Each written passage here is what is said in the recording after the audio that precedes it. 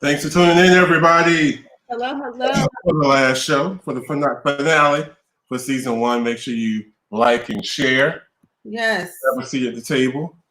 Bring your topics, your questions. And your drinks, and so we can get it. Make sure you're able to toast with us. Yes. Toasting up. I don't even know if that was the right song. Was that the right song? Tonight is whatever you feel, boo. Right. Whatever you feel. With the curly hair. We're talking to you. I know. Come on in, everybody. We can get things started very soon. So come on in, tell everybody, come on and take part in this season finale. Yes. The link is going to. Hey, Kim. Thanks for joining. Will is going to post the link on how to join because I told a couple people and they're like, what do I got to do? What do I have to do? And I was like, it's going to be posted. So no worries. You'll be able to just click on the post or we'll tell you how to figure it out.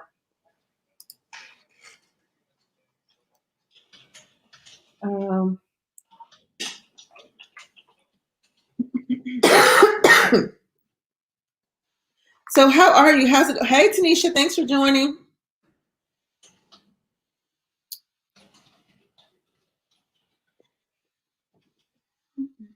I'm sorry, I'm like coming across her face. I'm trying not to do that. Hey, Jan, thanks for joining. Continue to share, loves. Okay, and that is the link. If you want to join us, at this point, it's not an if. It's when you join us. Go ahead and click on the link. You don't get a choice. So go ahead and prepare yourself to click on the link. Come on live and do this virtual toast with us.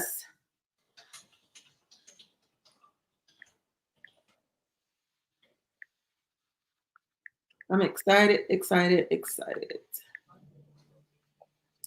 Okay. My eyes are like burning. We're about to get things started. All right, let's go. Let's do it. Thank you, everybody. Make sure you let us know where you're calling in from, too, where you're viewing the show. You hot? No, my eyes are burning. Oh, okay. All right, let's do a check-in with our new normal. See how things are adjusting. Are things getting easier? Are they getting harder? For me, I know they're getting extremely hard. I used to pride myself on being a homebody, but it's like we find reasons just to go out of the house for anything. Right. Yeah. And whenever one other person goes out the house, like, you want me to go with you? You want me to go with you? Right. Yeah. But yeah,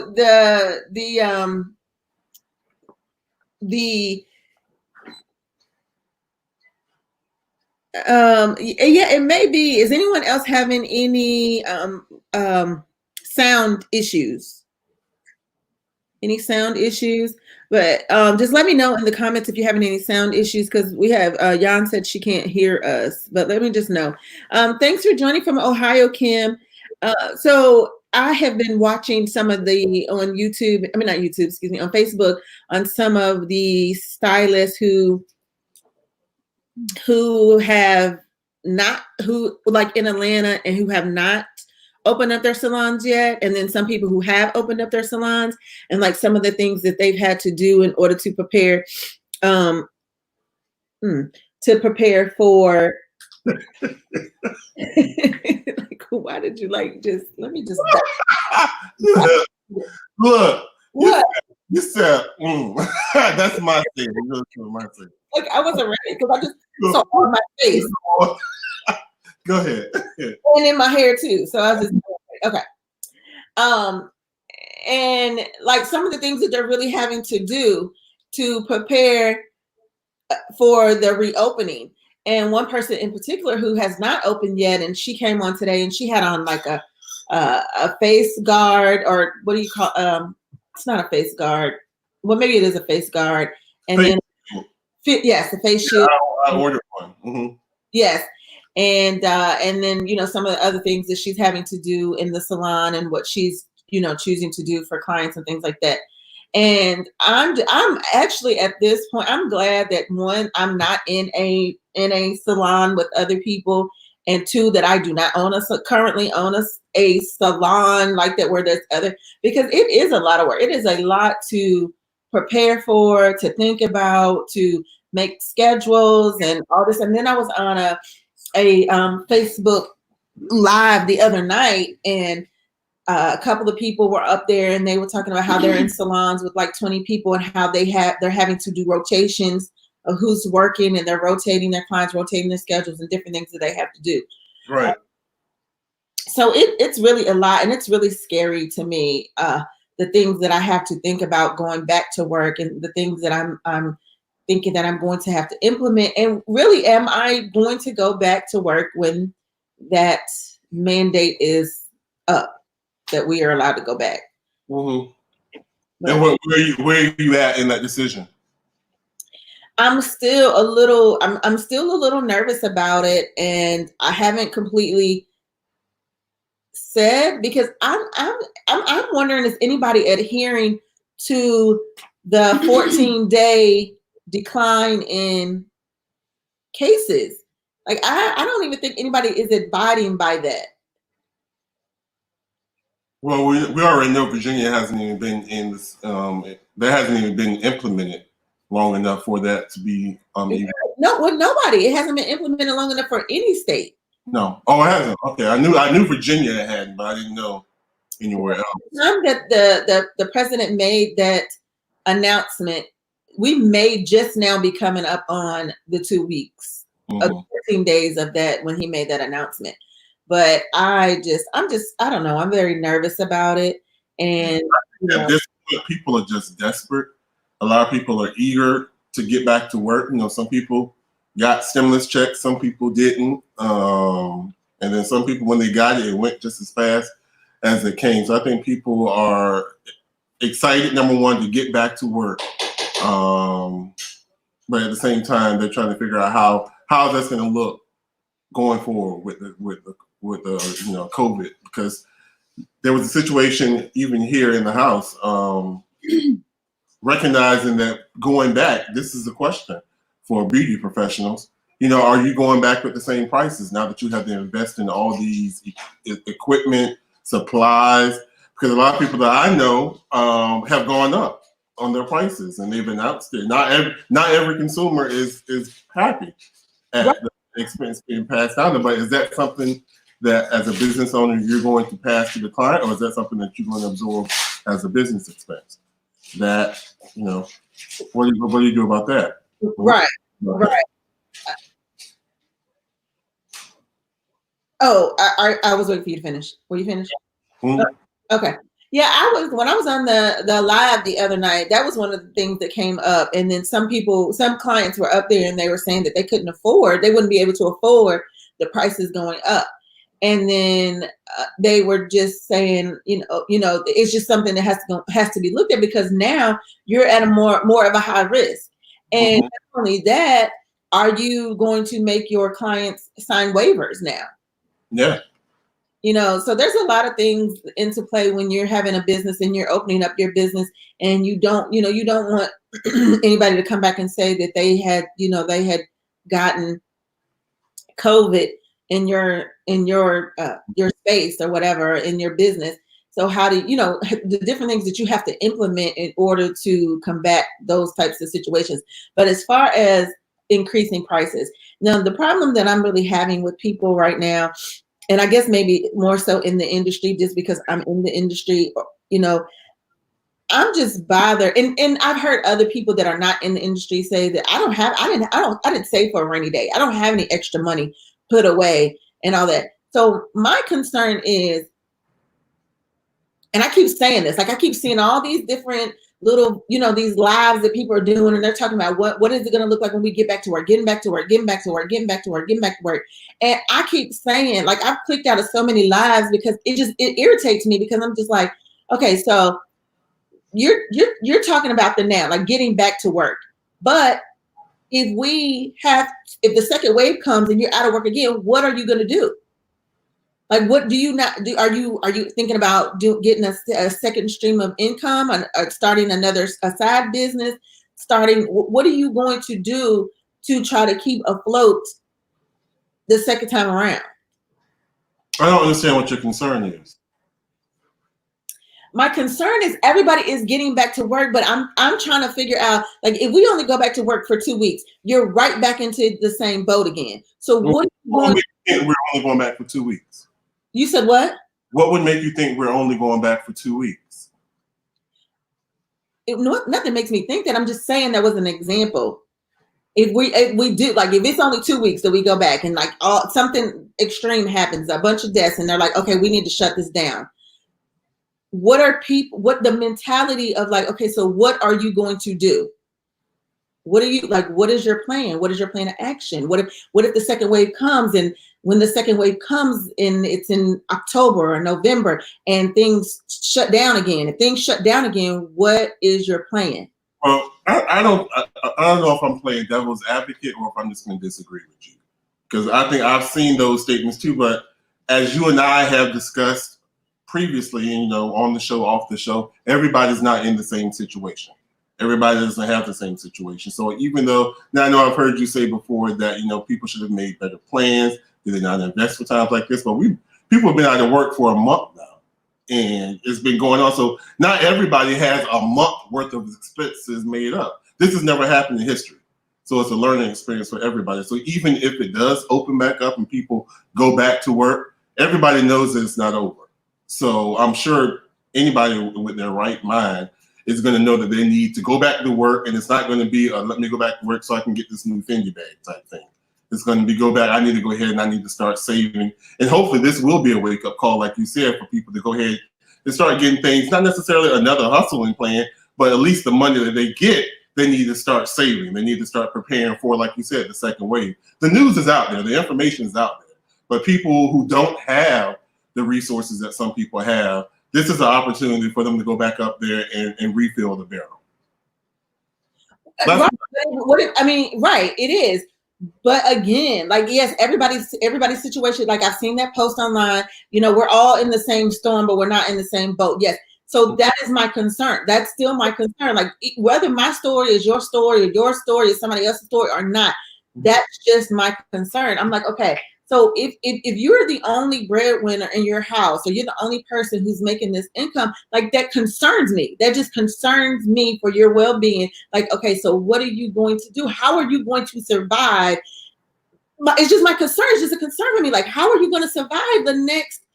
Yes, this didn't happen, but if we only work a month, and that's not enough for you to gather up money, because now you have to play catch up for whatever you may or may not paid when all this happened. Like, what is going to happen to you? Like, are you going to end up homeless? Are renters now, because, like, one of the young ladies who was on the live that I watched, she worked for Sola. So Sola Salon did not charge them for 7 weeks. And said that the owner said that on May, I think she said 13th, rain, snow, sleet, or shine, they have to start back paying their rent.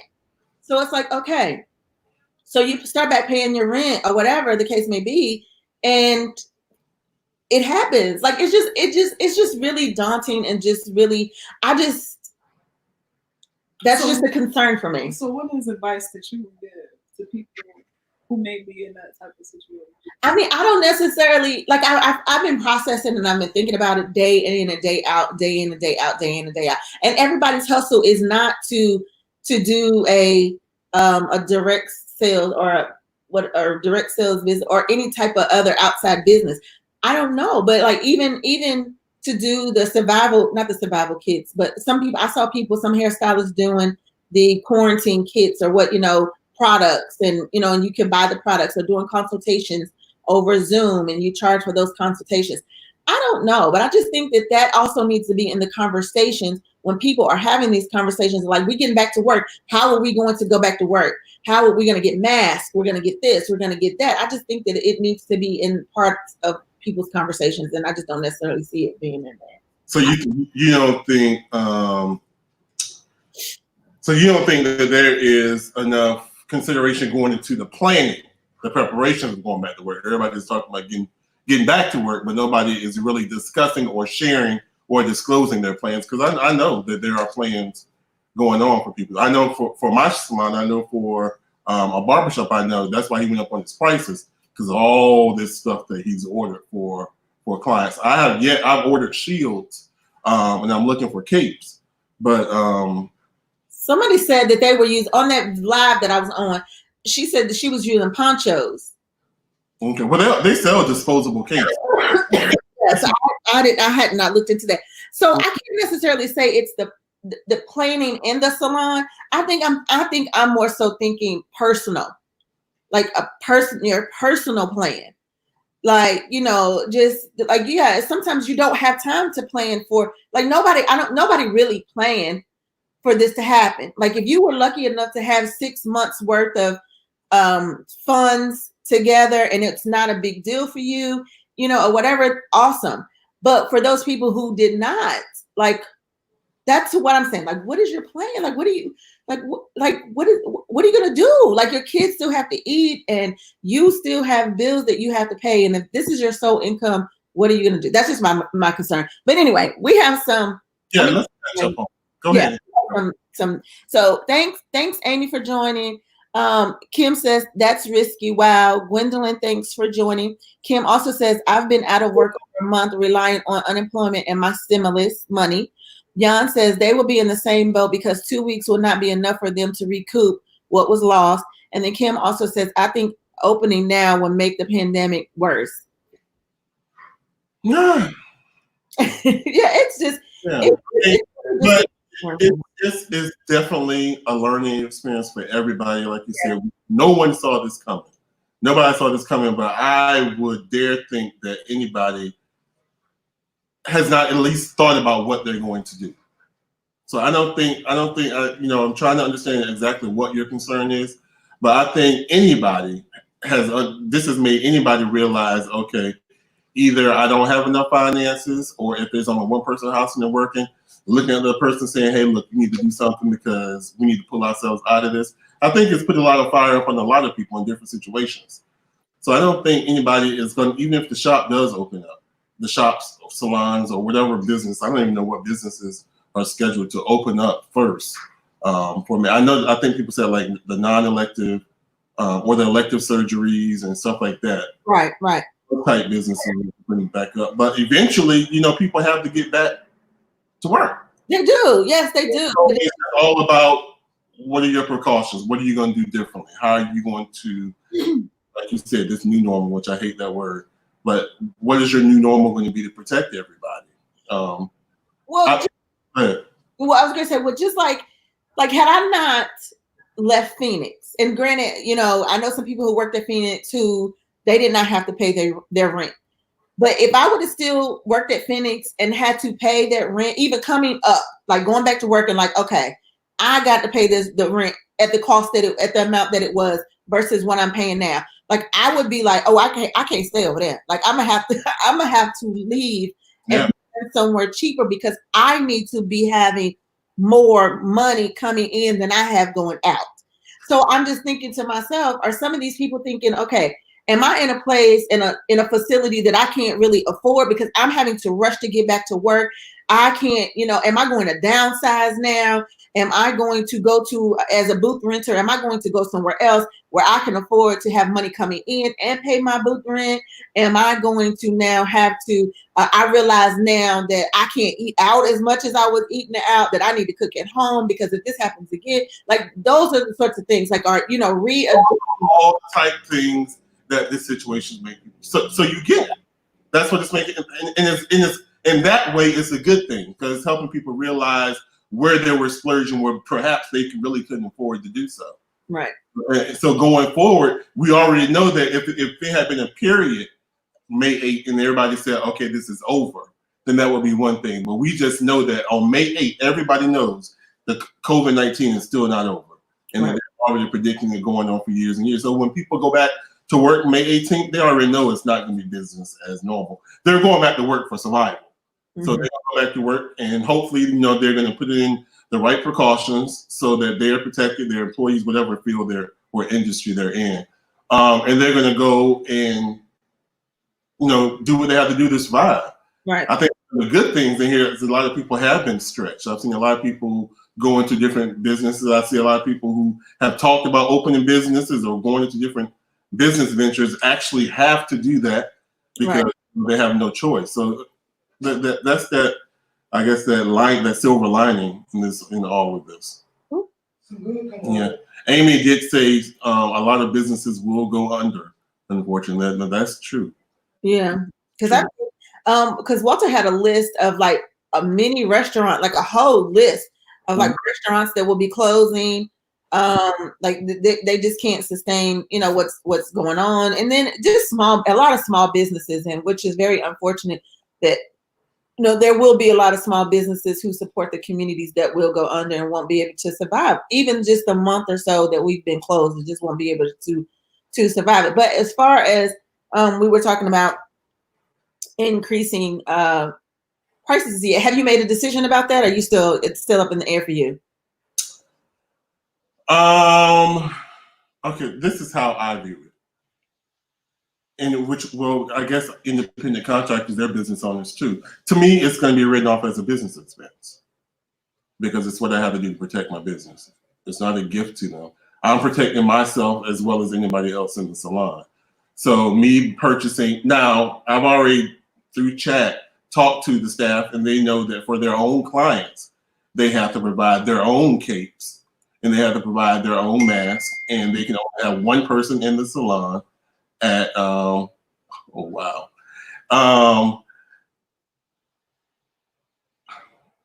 that was okay. Sorry for the distraction, but they can only have one person in the shop. None of that extra, this is my sister, this is my baby, this is my cousin, while they're waiting. None of that going on. We've already talked about if you're running behind, your next client waits in the car until whatever. All those things are in place. Right. What I'm going to purchase, and which I've already purchased a lot of, is I'll make sure there are plenty of Clorox wipes. I'll make sure the Lysol stuff is still there for the salon. I'm already looking into consulting with Justin, our attorney, to see if it is enough for me to post a sign saying that if they enter the salon, that we're not liable for anything that happens. Independent contractors should have those things in place for themselves, but just for me to cover my building, business, I want to do that themselves. But that could be a double lawsuit if somebody wants to go after it. So I want to be able to protect the business, as well as, like you said, having them sign something before, like we used to do with chemicals, having them sign that liability. All those things I'm looking at to make sure that when we go back in, and then they're going to have to wear a mask. I ordered I saw the girl, I think, that you're talking about on the Facebook Live, who I think she was in Georgia, and she had the face shield on. Yes. I ordered that same shield. Okay. Yeah, it should be here, I think, Thursday. And and that's just how we're gonna try to do the best that we can with this thing that we call the new normal, which I do not like. I heard you say that. Okay. Yeah. Oh, y'all keep talking. I need to talk to Justin real quick. Okay. Hey. Okay, come and you need to come and do it so they can see it. Come arrange it real quick. Just come up here and arrange it real quick because all this stuff is around it. Yeah, and lift. So even with I'll just go ahead. So with some of, if you are still working, if you're up here and you're still working, what does your place of employment look like? If you're still having to go to work, what are your coworkers? What is happening at your job? Are you having to wear a mask? Are people wearing masks? Are people adhering to the rules? Are people, if you are not in the Virginia area, are people adhering to the stay at home? Are people still trying to bring extra people to wherever you may work, extra people coming along? But I wanted to, while we're waiting for people to respond on that, did you see that, which has now gone viral, and I think that a couple of news channels have talked about it. The party that was in Chicago, the person who had the big party in Chicago, it was a house party. The people in the house. Huh? With the people that was in the house, right? Yeah. All the people. Unbelievable. Yeah. Yes. I could not believe it. And then it was just amazing. I was like, I just can't believe it. So they were trying to figure out who the house belonged to, and all this, because they were going to find the person and all that. And I'm just like, and then then I had ended up, because once you see stuff like that, for me, I gotta do more investigating to figure out who had the house party, who were the people in the house party, who was on top of the table twerking. Like, I need to find out everything. So so the I don't know if it was her house, but it was a young lady who got on there and was talking about the house party, and she was like, the coronavirus, once we go outside, the coronavirus is still going to be here, so you might as well have fun and do what you want to do, and I don't care about all that, and it doesn't matter. And I was just like, I just couldn't believe it. I just could not believe all the little silly people that's not what I really want to say, who were in that house, and it was freaking wall to wall, right? Wall to wall. And I'm just like, how dumb are y'all? Like, how dumb are y'all? And then you got on a mask, you got the mask on, but it's overhead. Or it's down here because y'all still trying to smoke and whatnot. Like, just foolish, just gets on my nerves. Okay, so we do have some comments in reference to my question. It says, I'm frontline and we are wearing masks the entire shift with no visitors still in place. She also says that's a no visitor policy. Amy says, our governor made it mandatory. So both of them are in Louisville, in Kentucky. Our governor made it mandatory that before going into any public building, you must have on a mask. Okay, and Kim says, I'm waiting on the call to return to work, but we will be mandated to wear a mask the entire shift, even though we will be closed to the public. Wow. Yeah. Even wearing a mask, like even just walking sometimes when I'm in the store, I'm just like, oh my God, it's taking my breath. I can't breathe. I can't wait to get out the store.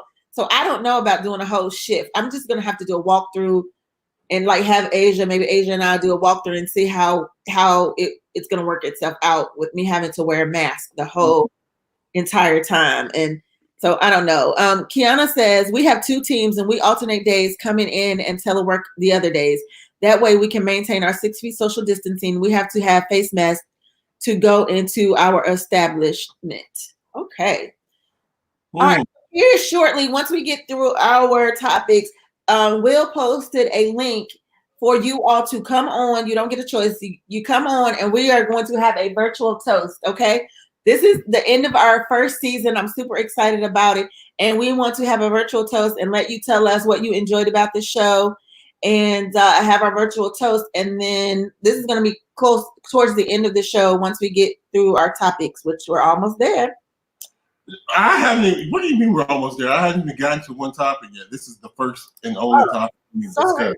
Okay, go ahead. My bad. Okay, so where do I want to start? Okay, so you know what? This is a question that resurfaced again. I don't know if we talked about it here or if I talked about it on another. Yeah.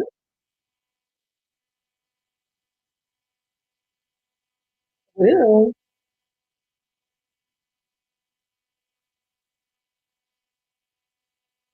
I can't hear you.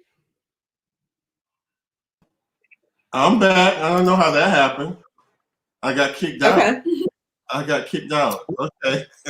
That was different. But okay, so I think we talked about this before. But if trust, this is totally non-COVID. Okay. We were that for a second. Okay. So if trust is such a huge issue in a relationship, do you agree with that? Do you agree that trust is a big issue? Yes. Everybody watching, do you guys agree? Just type yes or no. Asia, do you agree? I know you know you're young. I mean, it's a big factor. I want to say it should be a big issue. It's a big factor in a relationship. Big factor. Okay, yeah. Okay. So with that being said, do you agree that you should give your social media passwords and your email account passwords to your spouse? So that should be open access. That's just doing too much. Somebody say if you don't have anything to hide. Yeah, but if you ain't got nothing.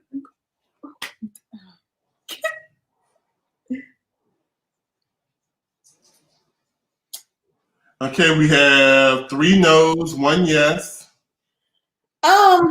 Going three no's. Yeah, one. No, 2 no's, 1 yes.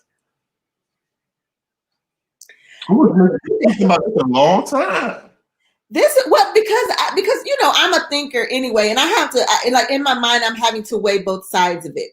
Mm-hmm. Well, okay, let's start with the pros. What is a good pro for you, your significant other having your password for your email account and your social media account? In case you pass away. He said, in case you pass away. Good point. Woo. You is smart.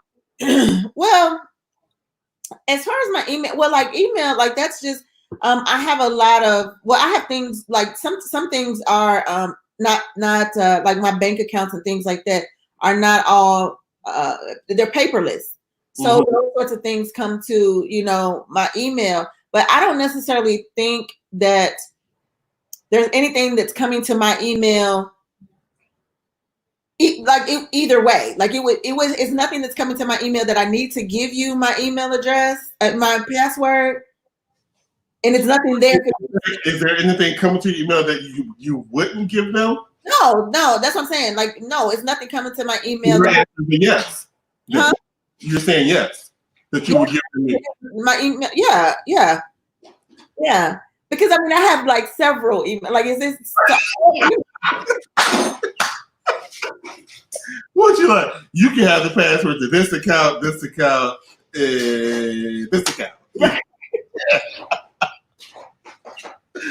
Okay. Yeah. Kiana says, I don't know. Do they need it because there is... Well, that's the whole point. If there is trust in the relationship, that's actually the same. That's both ways. If there is trust in the relationship, you should be far from giving them your password. If there is no trust, then I think they probably want and need your password. Okay. I think the issue is people give social media so much credit. Because it's like, if there was no social media, you wouldn't even be asking me for the password. Or if our relationship didn't focus so much on social media, you wouldn't even be worried about my password from the jump. So I feel like people who ask for your password or feel the need to have your password, like you are too focused on the wrong thing within our relationship, I feel like. And you know what I also think too is I think that when somebody is constantly like, why I can't have it? Give it to me. I think that when somebody harps on one thing a lot, I think that they're doing that. Like if somebody's always accusing you of cheating, like then I'm looking at you like, are you cheating? Because like, why is that an issue for you? Like, why do you have to keep saying that? Like, are you doing it because so you're doing it so you think I'm doing it? Or you're hiding something in your email so you want to see my email just to make sure I'm not doing what you're doing? Like I just don't. You know what? And why are you sitting there? I'm looking at you like this. Why are you going through all that? Are you doing this because my last question is going to be, so are you going to give it to me or not? And I'll be like, no. No. And if you mad, then figure it out. If you want it bad enough, you'll sit there and go through everybody's birthday, everybody's address, whatever, until your ass figured out. But you ain't getting it to me. No. Because for what? What is the point? Like, what is, like, to me, I feel like you now disrupting my peace. Because why? Like, why? This is an argument. Like, I think that's just silly. And if I don't want to worry myself about what's in your email. I'm not going to worry myself because I just always feel like, I've experienced it enough that if it's something that really God is wanting to reveal to you, it will be revealed to you. Like it would be revealed to you. And I don't think that you have to go looking. I don't think you have to go searching. I don't think you have to do any of that. I just experienced myself that when God has moved me, when he's wanted me to see things. Mm-hmm. I just don't, for me. I can attest to that. That's true. Yeah, I'm just not. I agree with you. I'm like, if you want to know something, ask me. If I'm DMing somebody, probably maybe. Well, we have to let me really summarize it for me. She said, I don't have anything to hide, but does being in a relationship take away all privacy? how do you keep your individuality while in a relationship? And that's a good question in itself. So just because and I have expressed this with my other half, if you're going to be making this commitment to be in a relationship for the rest of your life, hopefully I have a good, at least 42, 43 more years left in me. I don't think every little thing that happens or that goes on should be thrown into a big old situation. So if me and my friends are out and I make inappropriate little joke, it's harmless. Get over it. And if me and my friends are texting and whatever happens, there's certain things that are privacy between friends. And I think if you see it, you're not going to understand the context that it's in. You're going to blow it out of proportion. It's going to be an argument. We're not going to speak for 2 days and we waste your time. I think, like she said, it's a line between. I think your mom said it's a line between secrecy and privacy. Right. Because I think that and I think that as you grow in a relationship, you learn to laugh at the past. You know what I'm saying?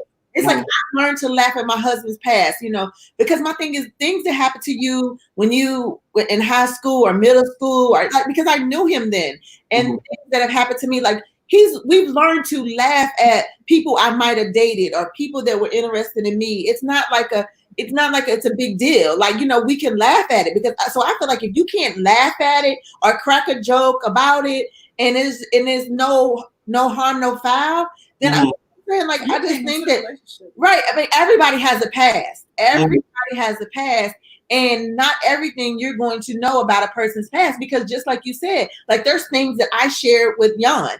There's things that my husband may never know. There's things that she shared with me that her husband may never know. That her mama may never know. My mama may not never know. Nobody else may never know, but just me and her. And it's like we go into our grave with it, whatever. But when we get together and that certain thing happens, like we tickled inside. You know what I'm saying? We tore up, but it's like now, and I also think that, like you also said, like there's a communication that I have with my friend that I don't have with my husband. It's like my friend can look at each other and we already know, like, right. That's what it is. Do you think that's a form of control? I think it can be, yes. I do think it can be because. Right, she said insecurity will not allow room for moving forward. Right. So let's go back up because Patrice said, I have nothing to hide. If you need my passwords, then I need yours. And then Patrice said facts. And then I believe you read Kiana's. Jan said, my husband is here with me right now. If there's something on my phone he wants to see, it's here. And I'm fine with it. But to have my password and see my convo with my bestie and whoever, no.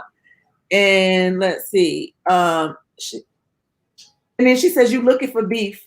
And then Kim says, I had someone actually figure out my phone code and went through my phone. Our relationship was immediately over. Bye, Felicia.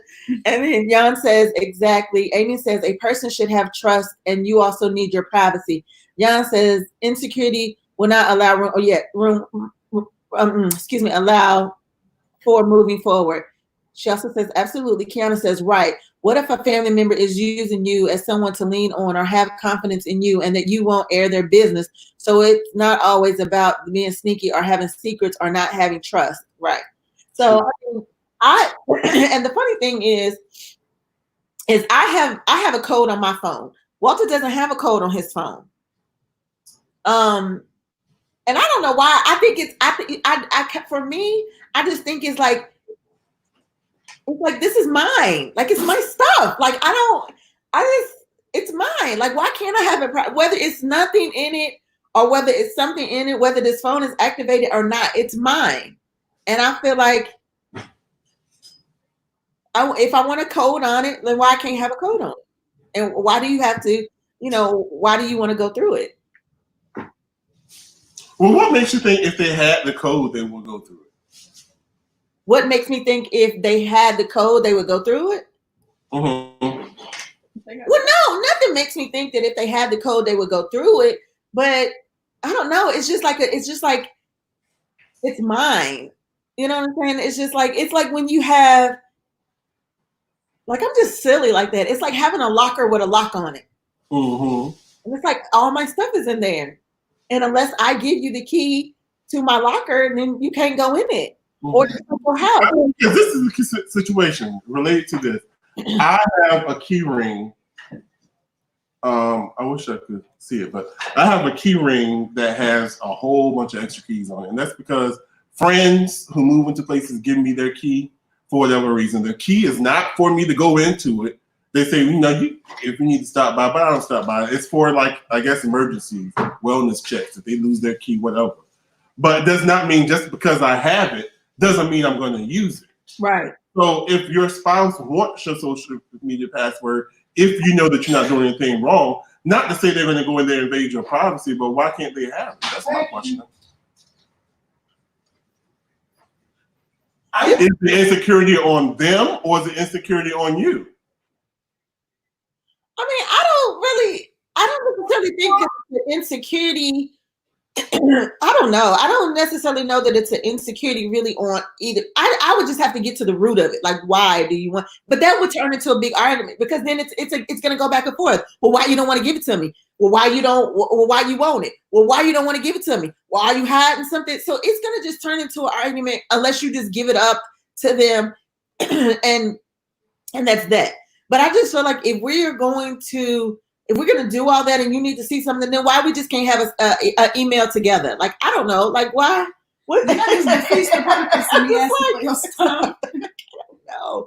Like, you haven't answered it. Like, do you think that you should share your passwords and things like that? Well, we share our honey, so much stuff going on in this house. We share. I've given him my password. He's given me his. I have bad memory. So, and I didn't write it down, so I can't remember it anyway. You gonna give? I didn't. If he can't remember those numbers, then something really wrong with his. But I can't. I don't remember numbers well. If they're anniversary dates. Oh, is it? Okay. Well, I know that, and I know. Okay. So if you ever see his phone, but I don't have a problem with doing that. And I don't think we have an email password on our emails when we log into our computers. No, computers don't have that. Yeah, we don't have. So I don't. And it took me a while to get to that, and it took a conversation because it wasn't like that when we first got together. But we're in a season of transparency, and right now it's fine. I think it does help having that in the back of your mind that you don't have a password on your phone. I don't know. That would make me nervous. I'm nervous unless you're doing something. To me, One day you decide to do something and then forget, and then I'm like, Okay, now to go ahead and give validation to that comment, I think my issue now is because, and I keep stressing, my whole thing now is don't sweat the small stuff. Like, I'm not perfect. Me and my friends, if we joke, we may make inappropriate jokes. My friend may send me a meme with a naked person on it, and I'm gonna comment on it. Don't get upset about that because I'm here. I'm letting you know that goes on. But there have been instances when things could go ballistic behind stuff like that.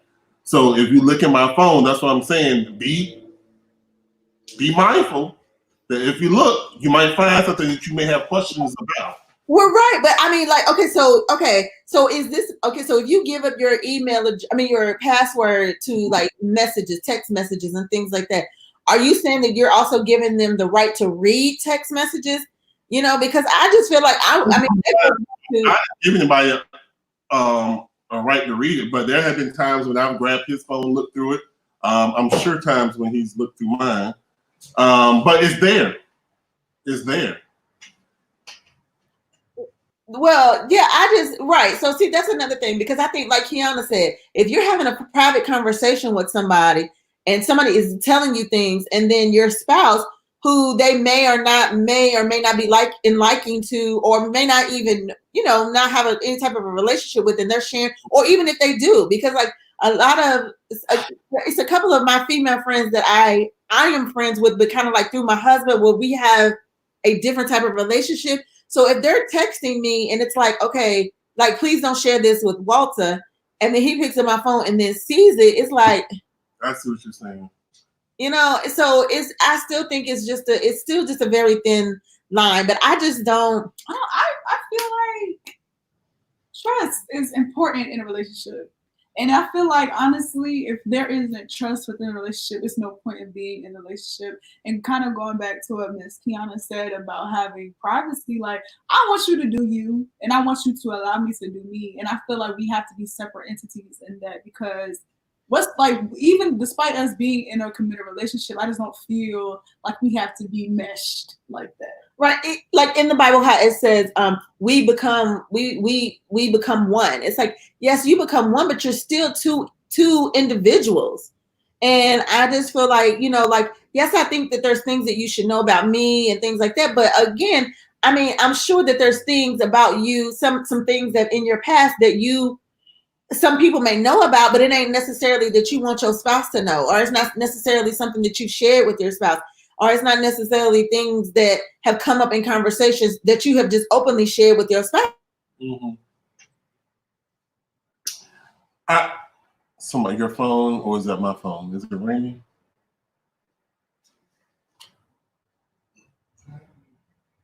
She's calls. No, it's not me. It's her. I just think if you got something to hide, if they ask for your password and you hesitant, Yeah. then it will make me wonder what you want to hide. Shanika, you're frozen in time. I'm telling this man, if someone sends you something they don't want nobody else to read, you should delete that right in the dark. Anybody can hack your phone. If somebody send me something personal that they don't want you to see, Mm-hmm. I'm automatically delete it. Let me see. Huh? I'm trying to wait to see. I don't know if she's frozen or am I frozen. I need an Allen works, man. You asked Bob next door? No, I'm asking downstairs. Okay, so she got booted out. Okay, so we're here. I wanted to ask her because we only have a few more minutes. So people, if you're going to come on the screen and tell us, and there we go, there's a link. If you're going to come on for our toast, Shanika should be coming back in. I was thinking about this when we brought the question about the passwords. Looking at today's time, I said she agrees with you, Justin. What? What you said. Yeah, my question just is, why aren't marriages lasting like they used to, like in our grandparents' generations? That is my question. Why aren't they lasting? And I know, I guess divorces and stuff like that back then was so taboo, perhaps. So a lot of people dealt with, like I've heard a lot of people say that, they've been married for, 50, 60 years. And if you ask them honestly, they were only happy maybe like 10 of those years, but they stayed together because that was the norm in the daytime. I'm just wondering what's missing in marriages that, they just don't last like they used to. Justin stepped out, but I had an incident this week that I was so stressed out that, after 7 months, I was just like, maybe this is not something that we should be doing. This is not, for us. But then I had to sit there and have a come to Jesus meeting with myself and realize that I was taking the easy way out. And just I had to recommit to my vows. But yeah, Shanika's not. She says she's trying to log back in. But if you're going to come on and toast with us, because we only have a few more minutes left in the show, come on up and tell us, any comments, what you liked about the show. We'll be back. I think Shanika's going to go into her show, On Point with Shanika Bell.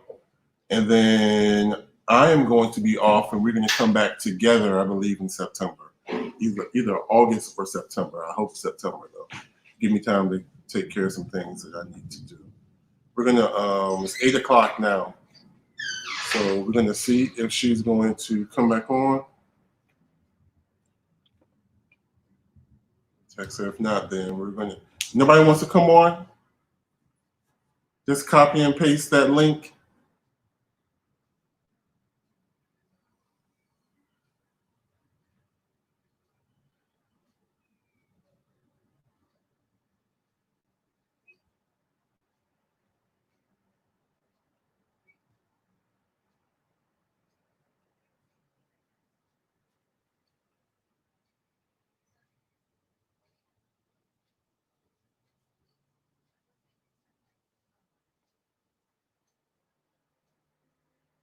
Okay. I just sent her a text. We're going to see if she's going to come back on. If not, thank you, Gwen. Miss you and love you as well. This is your first time, I think, coming on the show, Gwen. So you'll have to catch us when we come back. And we're going to have some surprises when Shanika and I do brief after, probably after we cool down a little bit. Let me see. Can you drop the link again? Okay. We're going to have some big surprises coming in for the show when we start season 2.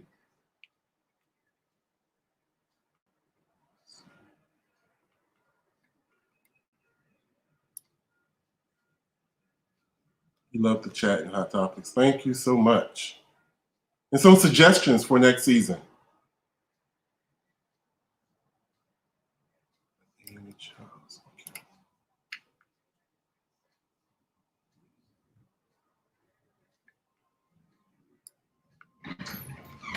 All right, I'm gonna have to give her just 2 more minutes, and then I got to end because I got something I have to do.